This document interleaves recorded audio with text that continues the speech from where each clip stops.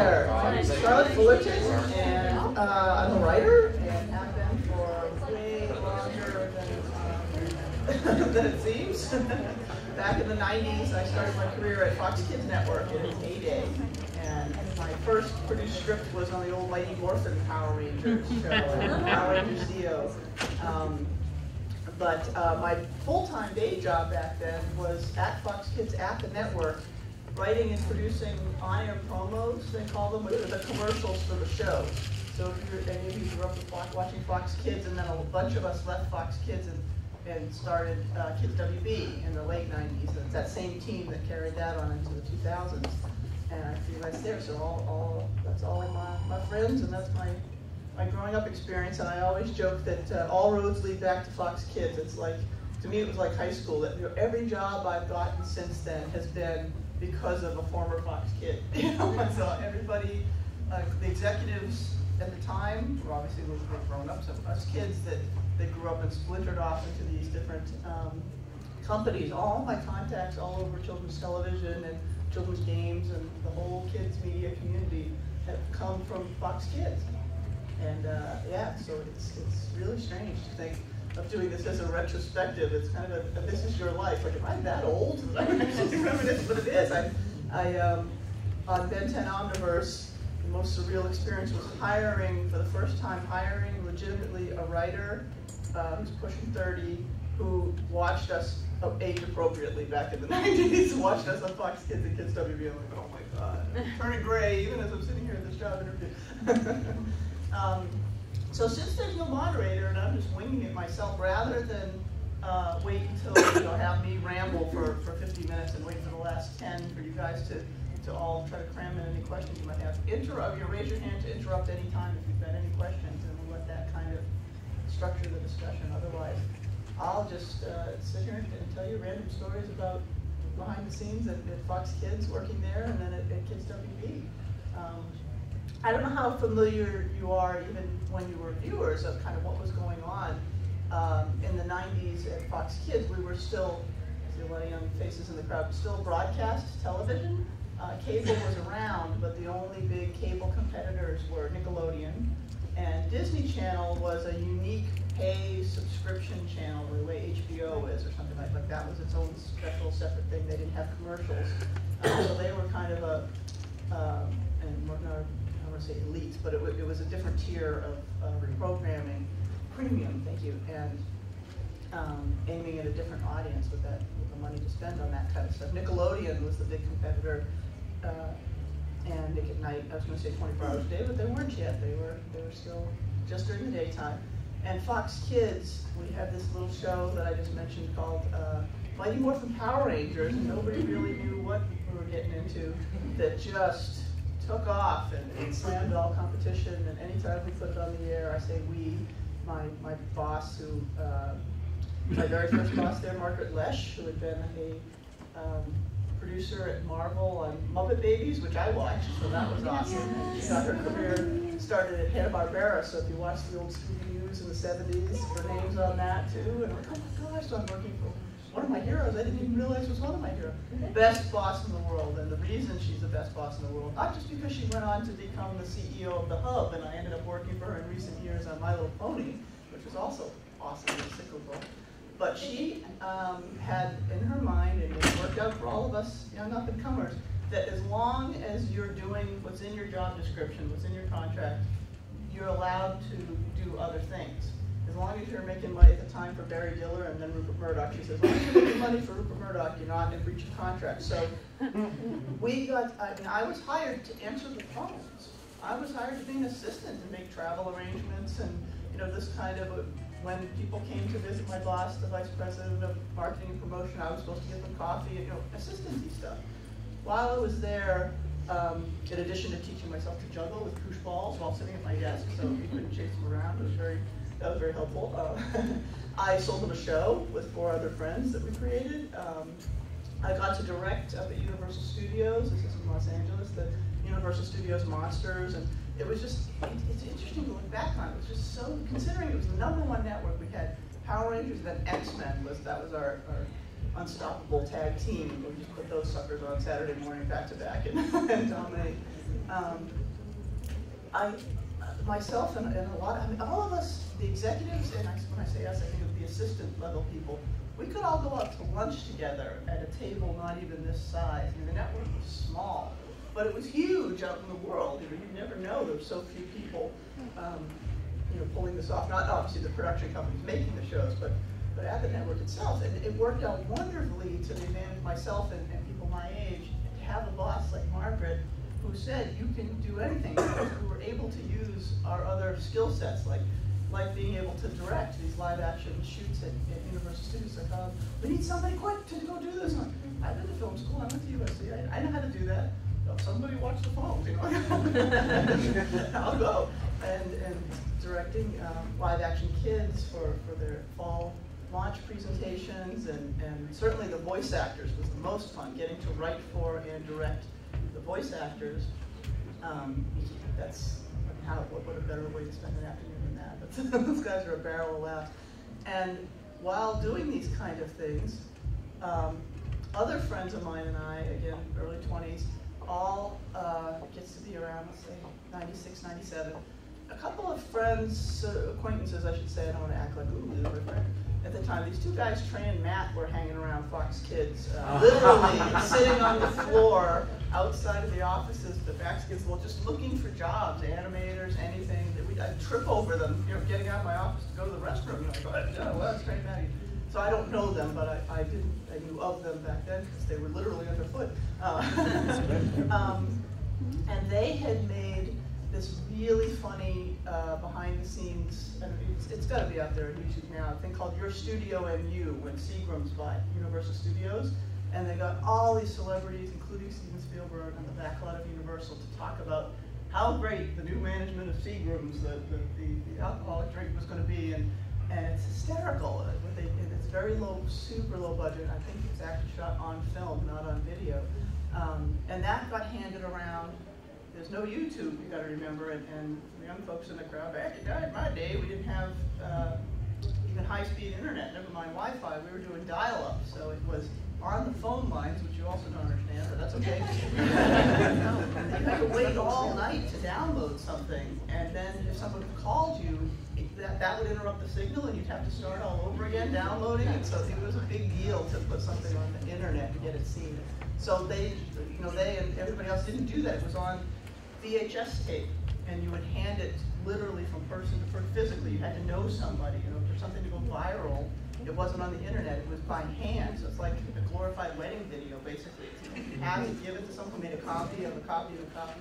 So these guys made, after around the same time as Your Studio and You, this short, very, very funny and very, very obscene Christmas card called Spirit of Christmas, Jesus versus Santa Claus. These little adorable cardboard cutout looking, construction paper cutout looking, round-headed characters with big eyes.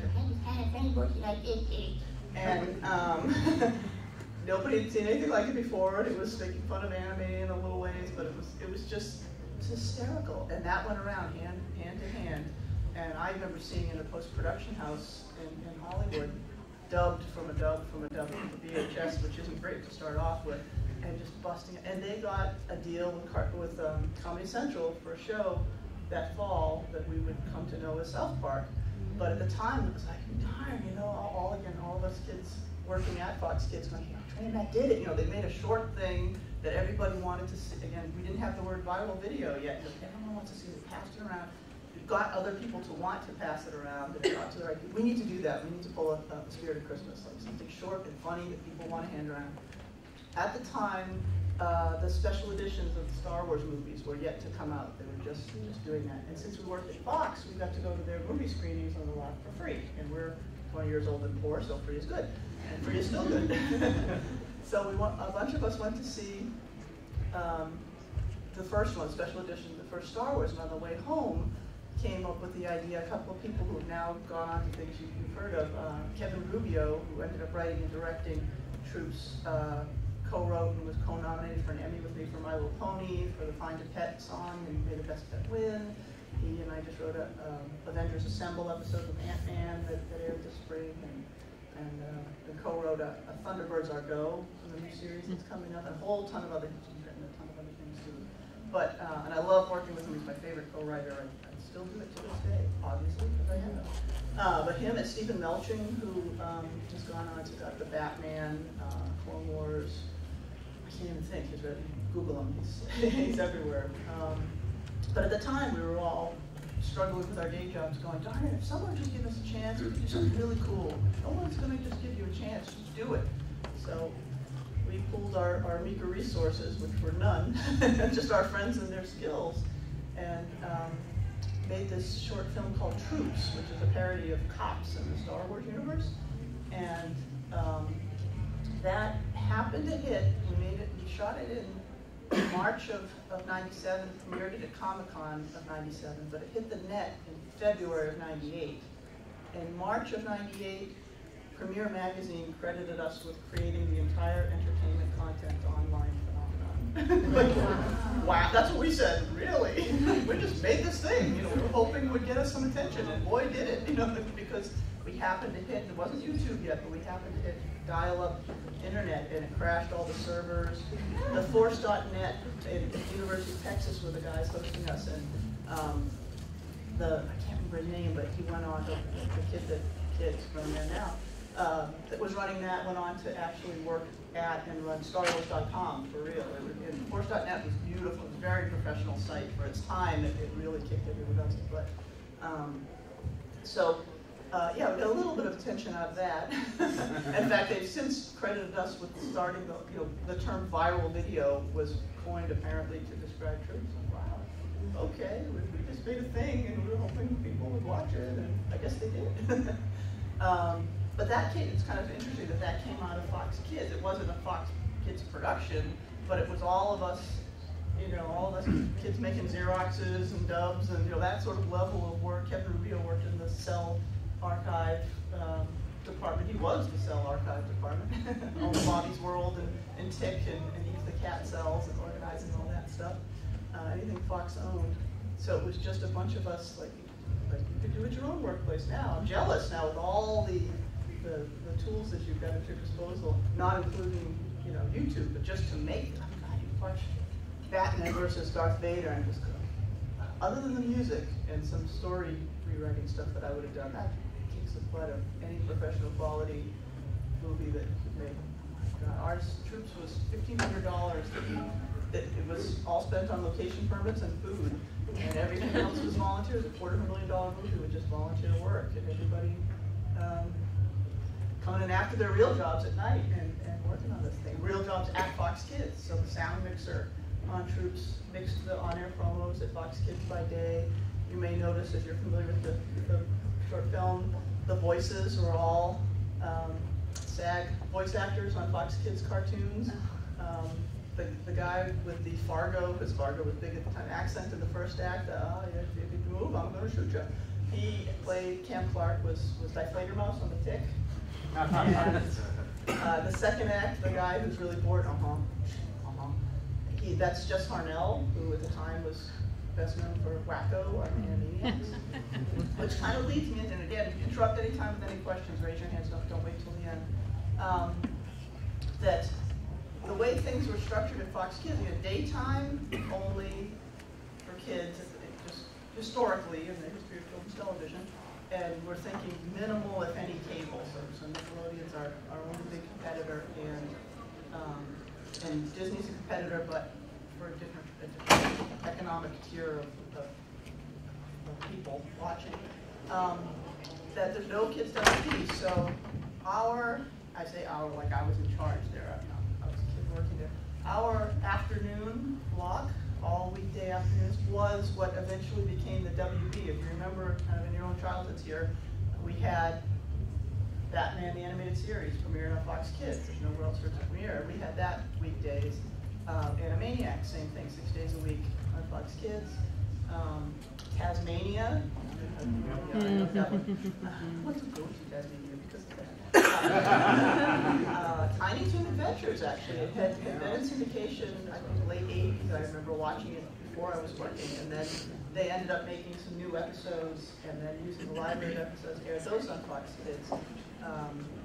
So it wasn't until later, 95, 6, 7, something like that, when the Warner Brothers network was starting, that those shows migrated over. So Warner Brothers migrated over to become Kids WB. In the beginning, they were on with Eek the Cat and Albie's World and Tick and all that good stuff. Super Dave Osborne's cartoon. Wow, we had. It's kind of amazing, like this whole walk down memory lane. Like, oh yeah, that's right. The cat never sound. And I got to learn how to write in character on those promos. And promos are like the commercials for the shows because we didn't just do announce, soundbite, tag. You know, this sort of boring, what I think of as boring promos that they, nowadays, promos are all, we got to do a 30-second piece of actual entertainment, if you remember. Like, it was its own cartoon. If we took, pre-digital, we take the video from the shows into the edit bay, 3/4-inch tape into the edit bay, and match the lip sync to, so I would get in there and do my version of that guy, you know, and read it, and then sit there, like you would do now at home, just easily making a video and putting it on YouTube. But back then, we were actually with the professional paid editors in this massive edit bay, excuse me, 3/4-inch tape, and then mastered to 1-inch tape. Ooh, the big stuff. Actually, it was big. It was super heavy. I remember carrying those suckers. Got my workout.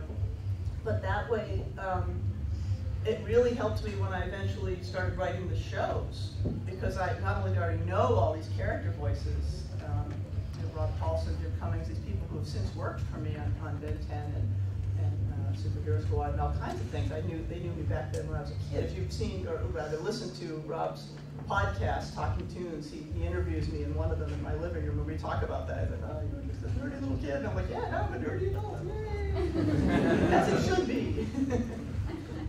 I'm vamping here because I'm wondering if anybody, we have a very full room and we have really no questions. You all seem to be about the right age. Go ahead. I have a question. So you said you worked on Mighty Morphin Power Rangers. I did. The promotion and the show. I've always been kind of curious about in the behind the scenes of taking the material from Japan and then rewriting a new show using some of that old material, how that whole process ended up working. That's a very good question, and it also explains why I was particularly well suited for it, because I don't know how many of you know, the show existed already in Japan. So we've got Power Rangers in their costumes. You might remember their masks don't have mouths, so you don't have to worry about lip syncing. You can put whatever new language, new dialogue in, and that was purposeful on Saban's part. And then, of course, when the monsters grow and when the Zords come together and they fight the giant monster, that's all existing on a this is VHS. They give us, as a writer on the show, a VHS tape of a Japanese episode that you would watch, much like doing promos. You watch it with time code in the picture at 1 hour, 1 minute, 1 second, whatever this time code, and you make notes of what is occurring that can be reused, basically as much as possible, except for their live action kids. And then you, the writer of the American show, write an episode that can utilize as much of that footage as possible. So it's not the same as just dubbing an anime, you know, literally lip syncing. I did some anime dubbing up like Digimon back in the day, and the old original Duel Masters for Cartoon Network, not the one now, but back in 2005. But different than that, this is cutting and pasting, taking all this material, shooting new material, obviously with the American actors, and intercutting it. So it was kind of this Frankensteinian but promo-based process. So there was a lot of folks that came out of the promo side of things that got to do, and I was one of them. And my dad got to name one of the Power Rangers monsters back in the day, the giant piano monster, Fortissimodo. He's a musician. Somebody else raising their hand in here. It was actually, I had the exact same question. Oh, really? Yes. You were talking about having kind of been there when Animaniacs was sure. In its heyday. I remember when it was coming soon and we didn't know what it was. Right. And I remember after a while, Pinky and the Brain spun off into its own show. Not until Kids WB. Right. It never happened to us.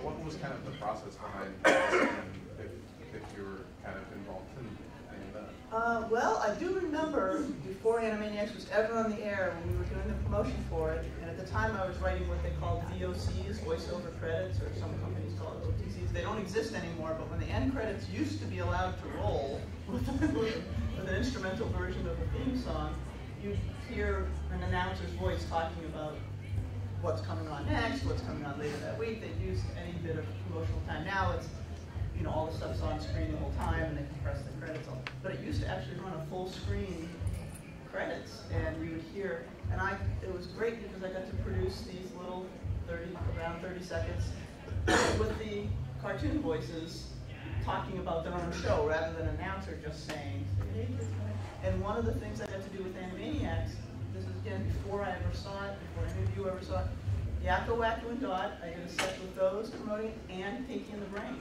So before we knew they were even breakout characters, internally they were already breakout characters. So that actually kind of, I hadn't thought of that until you mentioned it. So I know corporately, it wasn't just us saying, this is awesome, we're nice, you know, this is great. Brian, you know, Brian. So I can't say for sure, because I wasn't an executive back then, but it seems like to me from the beginning, everybody at Warner Brothers, as well as at Fox Kids, knew that Pinky and the Brain was it wasn't Rita and Lunch that were being promoted for their, you know, as a separate thing.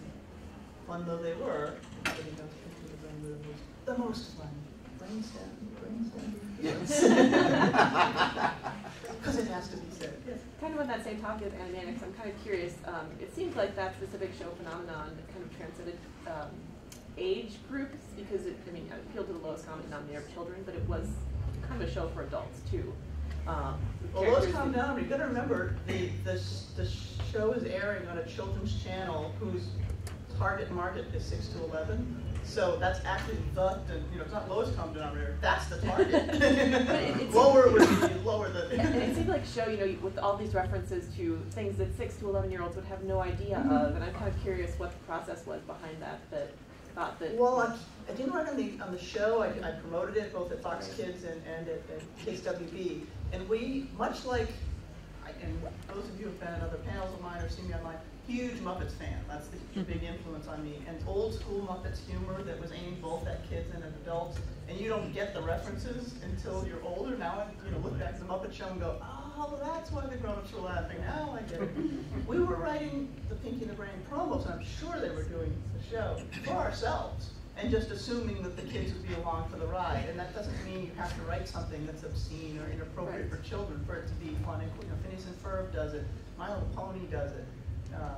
Fairly Odd Parents, in modern time. This tonal, it's cool. I don't know how else to describe it, but you know it when you see it, I guess is the best way to put it.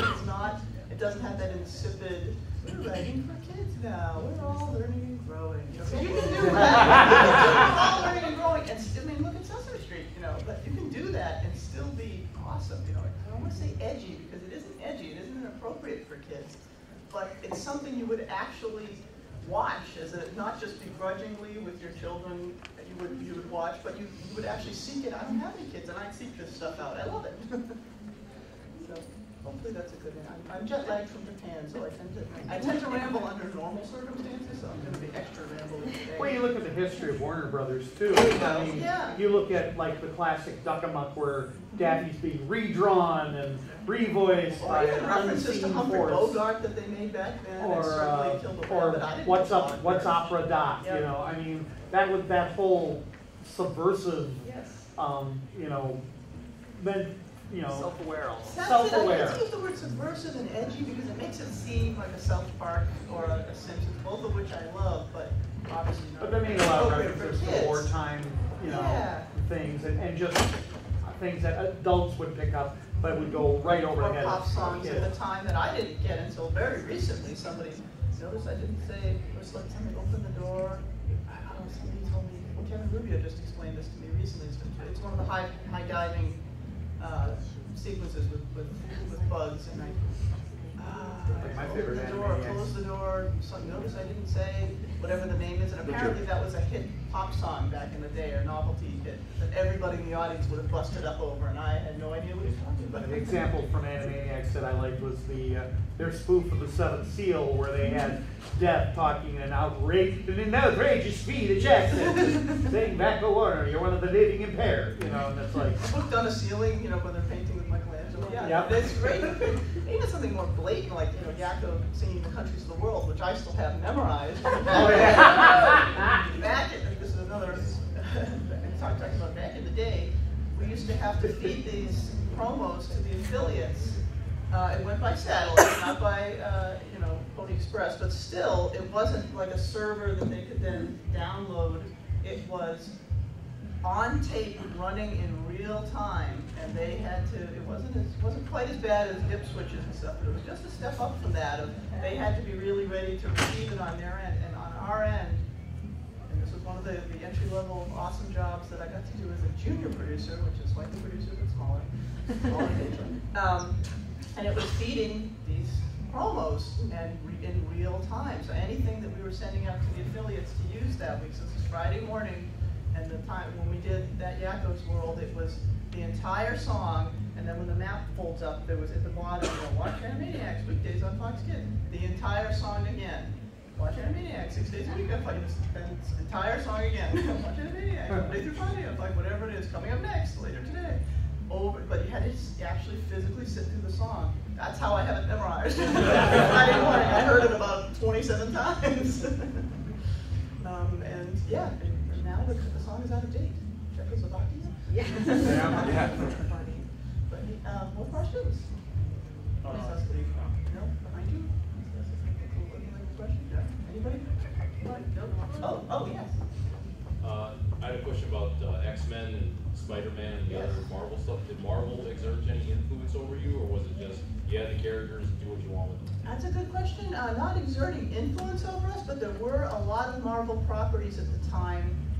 One called, I'm going to say Solar Man, we ran a special, a one-off. I remember doing a sales presentation for a Captain America cartoon that never was, and a Silver Surfer series that was in development, but for whatever corporate reasons it didn't come to be. But yeah, that's right. Marvel did have especially off of the success of X-Men, it was huge. You kind of can't even imagine it now because the ratings aren't, with everything online, certain broadcast ratings aren't even close to what they once were. But between Power Rangers and back in the day and X-Men, they were just, it's like, think of every single Nickelodeon show and every single Disney show collectively. Yeah, like how many viewers? Everybody was watching those things. And then, yeah, Spider-Man was its own. That went along. That was about 65 episodes, but they did a whole ton of those. John Rosen and yeah. The problem was they tried to follow the comics. Yes. It was going, so it was kind of a cluster. And the fact that you brought up X-Men, I should mention, in terms of behind-the-scenes stuff. I remember the very early days of the X-Men animated series. This is Saban's X-Men in the 90s.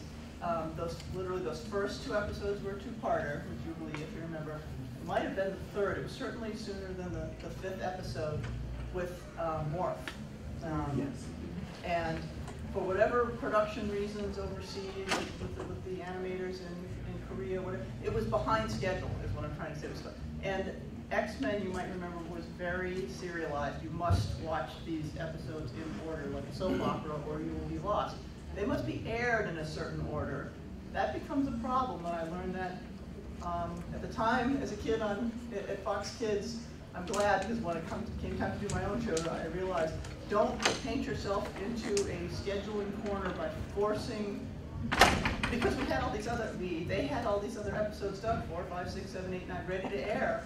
But because episode 3 wasn't ready, those first 2 X-Men, you may remember, aired over, and now we're doing another special, 2-parter with the launch of X-Men. We're going to relaunch it. We're going to do it again. And like, it might have gone off for 3 weeks. I mean, it was a long time before that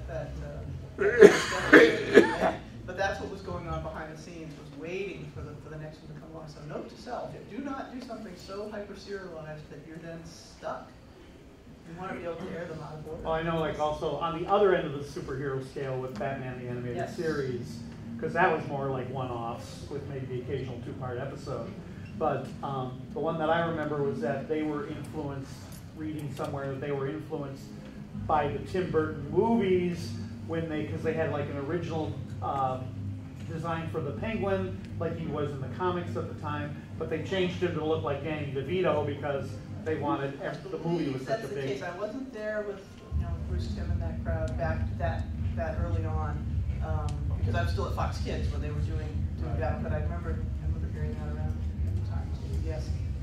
And that one, Batman was on, unlike X-Men and Spider-Man that were only on Saturdays, they have a once a week thing. Batman was on every single weekday in the afternoon, and we promoted it. We did if you remember, these newspaper headlines for each episode. There was a promo with a newspaper headline that would then kind of go into what today's episode is going to be Well, they about. also had it like prime time too for a while. Yeah. It was like the only, not counting The Simpsons or whatever, one of the few prime time cartoons. We were Titan AE, also prime time. There were a couple. And in fact, you mentioned The Simpsons. I get to brag on myself a little bit back in. This is right around the time of Troops, actually, '97. There was a promotion for The Simpsons premiere all Saturday morning long during all the Fox Kids programming. It was one of those fun things we got to do where the promotion was its own programming. Because that's what I remember watching as a kid. The old McDonald's commercials even linked together and were sort of a continuing story all morning long. And it was called Fox Kids Bartcasting. Was the campaign I did. It was Bart taking over the Fox Kids network and using existing footage from the shows. Like if you can find these promos on YouTube, go back and look. All of that footage, because we couldn't reanimate anything from scratch. It was all just like you would do now at home on your computer to make a fan video. But these were the real, except it was 3/4-inch tape, so you're like rocking the tape back and forth to make him talk and say, make the picture talk. I look back at that, I'm like, oh my God, how tedious, how do we manage this? What were we thinking? But I guess I didn't say that about, back when they had to crank cars to get them going. How does he even make these things go? You just turn a key and it goes. Now we just press a button and it goes. Turning a key, that's so old. Yes?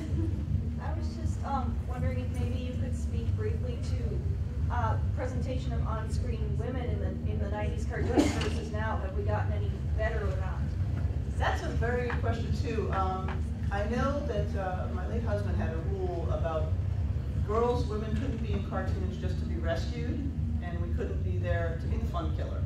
And that always tends to be the case. I can't say always, but I'm going to say always. For the longest time, girls are there to be the, I don't know, mom's going to get in trouble. The boys get to have fun, and or they get to rescue the girls. And I like to think they were doing things a little bit different, trying to break out of that as much as possible. As far back as the 90s, I'm not 100% sure it really happened until the 2000s. Even something like Phineas and Ferb, I love that show. I'm so sad that they're wrapping up now, and the fact that Candace was the fun killer just destroyed me. Oh my gosh! You couldn't pitch this show and have two little girls who were sisters who were spending their summer trying to have fun. Like no one would have bought that. I'm not so sure if they would now. But I can't. I'm trying to think of any specific examples here. Do you have anything particular in mind? Yeah, I can't think of any that are glaringly awful, but nor can I think of any where this is the watershed moment when things really changed. I think it's been more of an evolution. I like to think it's getting better. I guess if anything, I was thinking kind of the Smurfette principle that they had earlier in the league, and you get the one woman, and now you have this My Little Pony phenomenon. I was going to say, the fact that you're wearing Fluttershy on your shirt, I feel like I should nod to My Little Pony. Definitely now, this wouldn't have been back in the 90s, of course, I wasn't writing that until now. But from my experience in writing female characters or any minority characters, My Little Pony was wonderful for that because there wasn't just one girl, and you're not writing the girl, and she has to do certain girly things, or she has to do certain outstanding things because she's the only girl in the cast. So if you say anything negative about her, you're saying it about all women everywhere. If you have one black character, if this character personally is petty or jealous or conniving or anything negative, you are making a blanket statement about everybody who resembles that. And the great thing about My Little Ponies, there's so many characters that are female. You actually got to write characters. Like the ponies are more human than any human characters that I've ever done to write because they got to be themselves. There were enough of them being enough girls to not have to be the girl.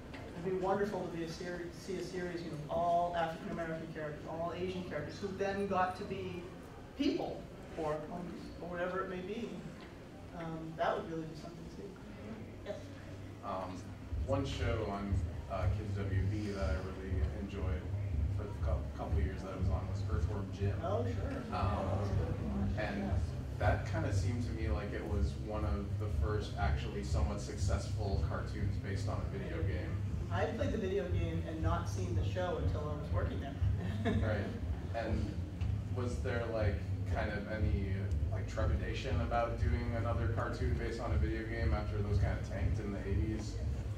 I don't think so. I think just nothing had really presented itself. That hadn't been, I remember being at Fox Kids and Sam and Max was in development there. I remember doing this presentation for that and that becoming a TV show. But obviously Earthworm Jim predated it.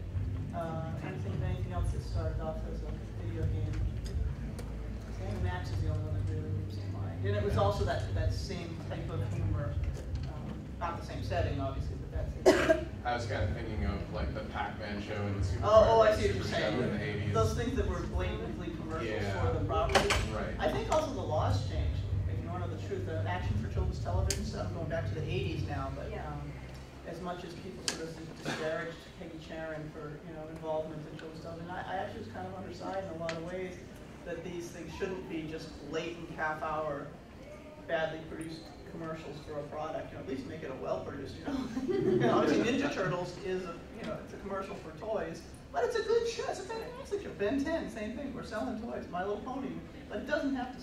The children beyond it doesn't have to suck. It can actually be good and excellent entertainment. And maybe I think my experience starting out in promos also helped me out with that. And that was a commercial, but it was its own piece of entertainment also. Anybody else? Yes. Were there any other potential shows that never aired, but eventually aired like a I decade should have later? made a list. There's a ton, including my own. Or My like friends and I. Do you have any favorites that I would have liked to have seen? Yeah. They had an interesting thing they were going to do with that Captain America show, I have to say. And I think they may have even had a couple of scripts, if I remember correctly. That would have been kind of cool. At the time, it just wasn't. People were not interested in Marvel properties the way they are now. Would be like, oh my gosh, we got to do Thor, we got to do every, Ant-Man, we got to just sort of dig through the archive and find out what. Back then, it was more trying to kind of break through and get the public interested in superheroes, which is interesting. Because again, somebody mentioning Batman, Tim Burton's Batman had already been a huge hit in the 80s, and had sequels since then. Gosh, I'm trying to think if there were. I should have come more prepared with materials for showing you pictures of stuff that never did air. I was going to say that the spin-off of Eek the Cat, that did air. Extravaganza, the terrible thunder lizards. I'd love to see the terrible thunder lizards come back. Now that dinosaurs are such a cool to see them again. And Clutter, that was the third part of it. It's like some kid shoved all the junk in his room under his bed, and it got like irradiated or something, and it turns into struck by lightning or something. It turns into a monster. Yes. I know Batman Beyond came from the idea of somebody saying, what if Bruce Wayne were in high school? I'm curious if that dumb idea that turned into a great show came while basically when Batman the Animated Series became a success at Fox and somebody passed it down, or if it was after WB. I think it was well after. Because Batman the Animated Series, it was first run on Fox. By the time we were at Kids WB, we had the Batman Superman Adventure Hours. I remember doing it with Supergirl, guesting on and Kevin Rubio actually doing promos with Superman, like Clark? Superman. Clark. Powers really in his glasses. I think that really evolved later. I think even was Justice League already underway by the time. Not yet, that was after. Yeah, I'm trying to say, Glenn Murakami was obviously heavily involved in that. That was his show. That was Cartoon Network too. Kind of. Yeah, it was kind of, but in terms of development, it was kind of concurrent. I was at Kids WB when Static was still a coming soon thing in 2000. Of course, Justice League would have been after, but I think that things like Batman Beyond post-dated Batman the Animated Series. There's certainly, people at Warner Brothers saying, what do we do with Batman now? Now we've got Batman, Superman. What's going to be the next thing coming down the line?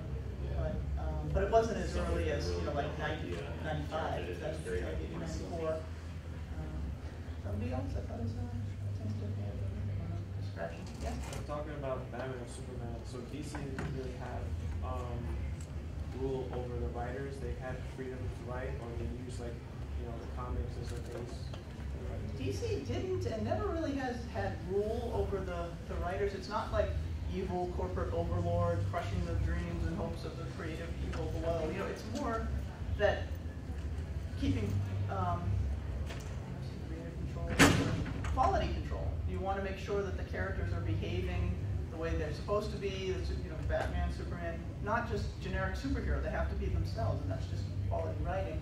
But also, they know at DC what's going on down the line for them in the comic books and various streams of comic books, these characters. And they could say, don't do that because that character's going to be dead next month. It's like, don't, or whatever it is, you just don't know. It doesn't mean it's not a good story. It doesn't mean you're not creative. It doesn't mean you're not a wonderful writer. You can't do that story because we're already doing it. You happen to think of a story that we are already having in production in the pipeline in the comic book. So it's not, it wasn't like they were ever sitting there in the office, the red pen being evil and crossing things out. Yes? Well, I just think it's also interesting that going back to Batman again, how the animated series actually influenced the comic book. For sure. Classic case of Mr. Freeze. Before he was just this bad guy with a gimmick, and then he became this sympathetic character first seen in the animated series, and then you see that plot line show up in the comics, and then even do it badly in Batman and Robin. But yeah, absolutely. I believe that can be attributed to Alan Burnett. As far as I know, Mr. Freeze evolution into a sympathetic character like that. I think that's Alan Burnett's doing. Certainly not mine. I'd love to take credit for it. Oh yes, anything that went wonderfully well is all me. Anything you remember fondly? Yes, I did that personally. But that's the other neat thing is that there are so many people not just at the networks, a good example would be he would have been at Warner Brothers Animation, so they're physically producing the cartoons themselves, and then we're dealing with getting them on the air and promoting them to the public. But somewhere in between like a Warner Animation and then Kids WB, there's the development process where you get to, just remind me one of the things that didn't go, whoever was asking me about a series at Kids WB that I pitched with the co-creator of Over the Hedge, that DreamWorks movie, had been a comic strip of his, and another comic strip of his called When I Was Short. We developed that as a TV series. And it's this fourth grader who was reminiscing about the good old days when he was younger. Anybody? Yes? Can you tell us what you've got in the works? I cannot. I am not allowed to tell. I can lie. I can make up. The only thing I can really talk about are things that have been done that are coming out now. And the big one is Thunderbirds Are Go, the new series that's an episode of that. I don't know. It's a little before. The original was a little before my time. But if Parker means anything to you, he plays heavily in our episode. Anyone else? Yes. What was one of your favorite things that you worked on while either WB or Fox? Wow. I guess in terms of one of my favorite experiences at Fox Kids, although I didn't really like the show that much, was Dog City, and it's because it was a Jim Henson production with Nelvana, and they combined live-action puppetry with animation sequences, and live-action puppetry, I got to go to New York and direct some of it at Muppets, which was how awesome. I get to write stuff. It was promotional, but these scenes that I got to write and then have the puppets actually do, that was, you can't, that was one of those like, oh, I would have done that for free, don't pay me. And I just like, don't ever say that, because they won't. Don't say the word for free. But I would, it's awesome, how great is it? I get to do this for a living. This is my real grown-up job. If I could go back in time and tell my little girl self that this would be me and my real grown-up job, I'd have been a heck of a lot more relaxed as a kid, for sure. And you, yes? Are there any like Easter eggs that were hidden in things that not necessarily everyone Yes, but I can't, of course, think of any off the top of my head. I mean, I'm sure that they're all itemized online by now. Anything that you're interested in, I'm sure someone has found. And As an insider, I was wondering if you had. Oh, I see. Things that they haven't. By now, it's been so many years. I think they've all leaked out. I can't think of any that. Holding that back, so no one will know. I think they're pretty much all out there by now. Anything else? Are we getting close to the end here? Have I rambled long enough? Oh no. Okay, well, let's see. I've run through my patter of stories, but we can get back to things like Bobby's World. I'm looking at my own resume here listed. That's another one of those cool things to get to. Howie Mandel was a stand-up comic back then. He didn't have this career in game show hosting. He was. I remember him with the rubber glove over his head and this kind of neat stuff and the stand-up in the '80s. And so to get to meet and work with him was, again, I'm true. Just this goofy ass little kid, and I get to be not only writing things. Oh gosh, Mark Hamill. The first time I got to meet and work with Mark Hamill, I met him as a fan. I saw him do a play in Connecticut when I was a kid called Arrogant Heart, and backstage getting his autographs. I know him. And then as an adult, to get to write things for the Joker to say and have him come in and do it. And also Tim Curry, he did Captain Hook for us back at Fox's Peter Pan and the Pirates, was the very first show on the air in 1990 on Fox Kids. And to get to write piratey dialogue for Tim Curry, my gosh. And then sort of on a more bittersweet note, in modern times, on Ben 10 Omniverse, he played the Forever King for us, the King of the Forever Knights. And I think we either one of or we were the last people to ever record him before he got a stroke, actually. So that's kind of interesting. Strange, but interesting. But I've had a lot of fun. All these performers are just amazing. And, they go above and beyond anything that you could ever hope for. That's probably my favorite part of the process, is getting to work with the voiceover actors, because especially the ones that I know well, I'll write to their voice. I kind of know what they're going to do and what it's going to sound like. But even then, they always take it so far. But they'll do it the way I want it done. And then I'll say, okay, let me try something. You're going to love this. And I do. I'm like, oh my God, that's awesome. Yes? You were talking about getting to write for, a voice actor who isn't around anymore. And it made me think of Phil Hardman, who did a whole lot of work for cartoons back in the 90s, and especially for Dennis the Menace, which was a show that I watched a lot when I was a kid. I think that was the 80s. Yeah. I think it might have been, but did you ever get to write for him at all? I did not, but I certainly enjoyed him on The Simpsons, for sure. The thing you mentioned actors that have passed on. Tony Jay is a voice that I miss every Halloween. I miss him. Not only did I get to write for him, it was wonderful. Voice of God, bring back the Mac. How can you not love Tony Jay? But his voice was always all over the radio at Halloween, and all the Halloween promotions used him. So just gorgeous, beautiful voice. Yes, somebody fidgeting but not raising hand. Let's end this on I don't know, what's a good finale type question to ask? Yes. Is there a show that you've written for that, looking back, you wish you could improve upon? Improve upon. I guess only in terms of time or budget. Like so many things in anybody's job, it doesn't have to be a creative job. The compromises you make tend to have to be, because it has to get done. Even if you're turning in a term paper, like, I love to rewrite this thing, I just had a great idea. It's due in an hour. I'm done. And that happens in scripts too. Sometimes it doesn't mean it's a bad script or a bad episode, but after watching it, or enough years go by and watching our own favorite shows, you start noticing, oh wow, it would have been awesome if we had done this. But at the time, there was only, we just didn't have the money to do it, or it would have been great to have so-and-so as a guest star. But they weren't available, that kind of thing.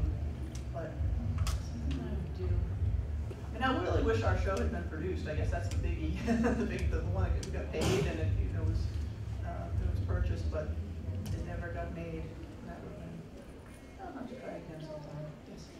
When a show was canceled, is there any kind of effort amongst writers then to maybe give a final episode something special to signify that it's ending, or instead of just being done and That's having? a good question.